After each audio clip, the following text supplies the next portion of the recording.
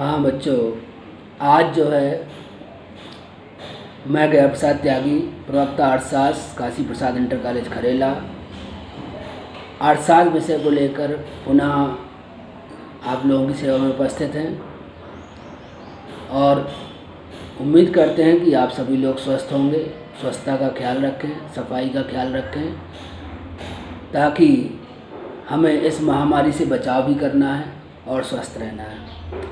आज के अध्ययन में जो पहला ही लेसन है, उसी में नेक्स्ट जो आपका पॉइंट आता है वो है अर्थव्यवस्था क्या है।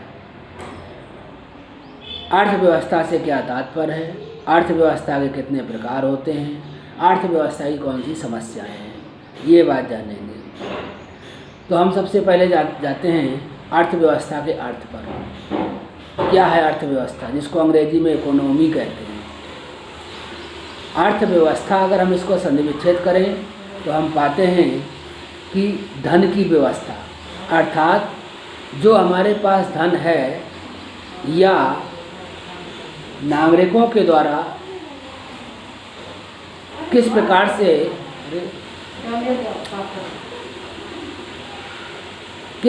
से हम उस धन को नियमित तरीके से कैसे खर्च करें और क्या एक योजना बनाएं, किस प्रकार से उसका निवेश करें। तो इस सब को मिलाकर हम कह सकते हैं कि धन का एक योजनाबद्ध तरीके से उसका निवेश करना, उसको व्यय करना, ये अर्थव्यवस्था कहलाता है।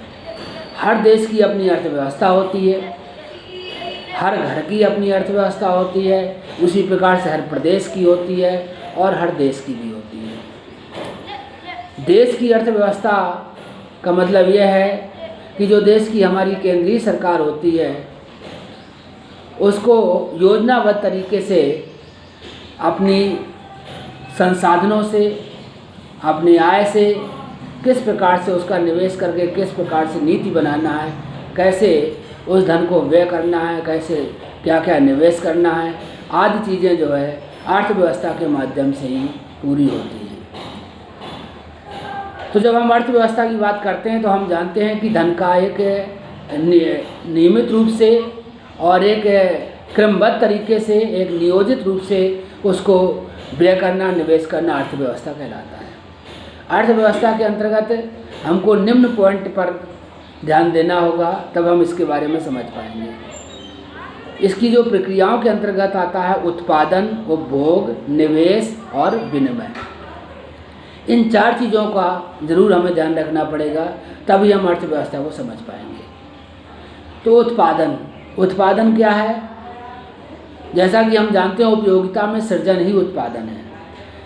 कच्चा माल होता है, कच्ची वस्तुएं होती हैं, वो जब तक हमारे लिए उपयोगी नहीं है, जब तक कि उसमें उपयोगिता ना आ जाए। जैसे लकड़ी है, तो लकड़ी इस प्रकार से काम में नहीं आएगी। यदि हम उसका फर्नीचर बना दें, हमारे लिए उपयोगी हो गया। इसी प्रकार से कच्चा माल कोई भी है, तो कच्चे माल से कोई भी उपयोगिता उसमें नहीं है। उपयोगिता का सृजन उसमें किया जाता है, अर्थात उसको हम ऐसा बना दें जिससे कि मनुष्य जाति उसका प्रयोग कर सके, तो उपयोगिता का सृजन हो गया। वो इसको उत्पादन कहा जाता है। उपभोग, जब उत्पादन हो जाता है तो उसको जो है व्यक्तियों के मध्य में अपनी आवश्यकता की पूर्ति के हिसाब से उपभोग किया जाता है। निवेश क्या है? और अधिक धन उत्पादन करना और अधिक धन पैदा करना की दृष्टि से, की सोच से अपने धन को निवेश करके हम और अधिक धन अर्जित करते हैं। इस प्रक्रिया को निवेश कहा जाता है। विनिमय क्या है? स्वामित्व का हस्तांतरण, एक विक्रेता से क्रेता को किसी प्रतिफल के बदले में जो दिया जाए, उसे विनिमय या एक्सचेंज या अदला बदली कहते हैं। ये तो हो गई अर्थव्यवस्था। अर्थव्यवस्था से आशय हो गया। अब आता है कि अर्थव्यवस्था कितने प्रकार की होती है। अगर हम मुख्य रूप से देखें तो अर्थव्यवस्था के तीन ही प्रकार हैं: समाजवादी अर्थव्यवस्था, पूंजीवादी अर्थव्यवस्था और मिश्रित अर्थव्यवस्था। हम ये भी कह सकते हैं जो समाजवादी अर्थव्यवस्था है इसी को हम केंद्रीकृत या योजनाबद्ध अर्थव्यवस्था भी कहते हैं। सबसे पहले इसी अर्थव्यवस्था का जन्म हुआ, समाजवादी अर्थव्यवस्था का। इसके अंतर्गत ये होता है कि जो भी प्रकृति के द्वारा प्रदत्त या जो भी उत्पादन के साधन है उसमें सब पूरे समाज का या पूरे देश का अधिकार होता है। केंद्र सरकार के हिसाब से योजनाबद्ध तरीके से उनको क्रियान्वयन करना पड़ता है, सरकार का हस्तक्षेप रहता है और समाज का निजी अस्तित्व नहीं होता है इसमें। इसको हम समाजवादी अर्थव्यवस्था कहते हैं। बहुत दिनों तक समाजवादी अर्थव्यवस्था चली, लेकिन उसमें भी तमाम दोष उत्पन्न हुए, तो इसलिए अर्थशास्त्रियों ने एक नई अर्थव्यवस्था को जन्म दिया, क्योंकि उससे तमाम परेशानियां और तमाम समस्याएं पैदा हो रही थी। व्यक्ति विशेष को स्वतः अपना बिजनेस करने का अवसर नहीं उपलब्ध हो पाता था और सब लोग मिलकर के एक साथ काम कर सबको समान लाभ मिलता था। तो इस प्रकार से एक जो प्रतिस्पर्धा की भावना की कमी हो गई थी इसमें। इसलिए आगे चल कर के इसमें फिर इसकी जो हानियाँ थी, इसके जो अवगुण थे उनको कम करके और एक नई अर्थव्यवस्था बनाई गई, इसको हम पूंजीवादी अर्थव्यवस्था कहते हैं।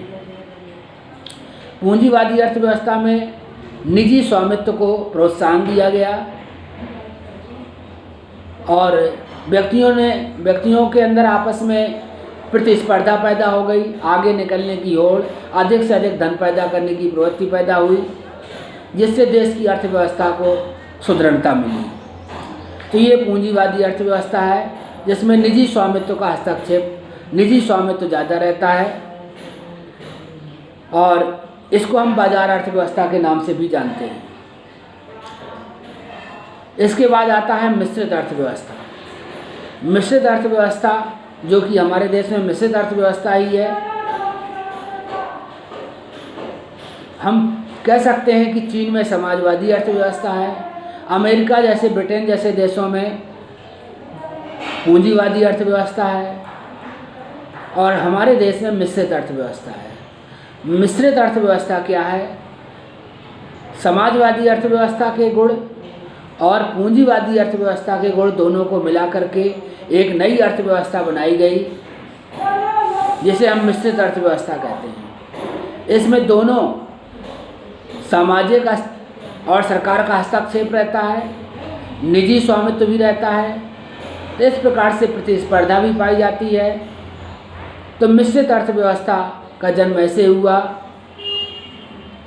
मिश्रित अर्थव्यवस्था जो के अंतर्गत लगभग उन दोषों को दूर किया गया है जो समाजवादी अर्थव्यवस्था में जो दोष थे और जो पूंजीवादी अर्थव्यवस्था में दोष थे, उन दोषों को दूर करके एक नई अर्थव्यवस्था का जन्म हुआ, जिसको हम मिश्रित अर्थव्यवस्था कहते हैं। या हम इस प्रकार से कह सकते हैं कि इस अर्थव्यवस्था में केंद्रीकृत एवं बाजार अर्थव्यवस्था दोनों की विशेषताएं पाई जाती हैं। केंद्रीकृत का मतलब हो गया समाजवादी अर्थव्यवस्था और बाजार अर्थव्यवस्था का मतलब हो गया पूंजीवादी अर्थव्यवस्था। इसमें निजी एवं सार्वजनिक दोनों क्षेत्रों को साथ साथ काम करने का अवसर मिलता है एवं इन वस्तुओं की कीमत का निर्धारण बाजार की ताकतों के द्वारा किया जाता है। इस प्रकार की अर्थव्यवस्थाएं जो है समाजवादी या मिश्रित अर्थव्यवस्था के नाम से जानी जाती हैं। तो आज के अध्ययन में आप लोगों ने यह जाना कि अर्थव्यवस्था क्या है और अर्थव्यवस्था के कितने प्रकार हैं। तो अर्थव्यवस्था हमने जाना, अर्थव्यवस्था से आशय जाना, अर्थव्यवस्था के प्रकार जाने और हम समझते हैं कि इसका आप निश्चित रूप से सही तरीके से अध्ययन करेंगे और इससे लाभान्वित होंगे, ये हमारी आशा है, हमें विश्वास है। और स्वास्थ्य का भी ख्याल रखते हुए आप लोग आगे बढ़ेंगे, अपने भविष्य को आगे बढ़ाएंगे। तो इन्हीं शब्दों के साथ मैं अब अपनी वाणी को विराम देता हूँ। धन्यवाद।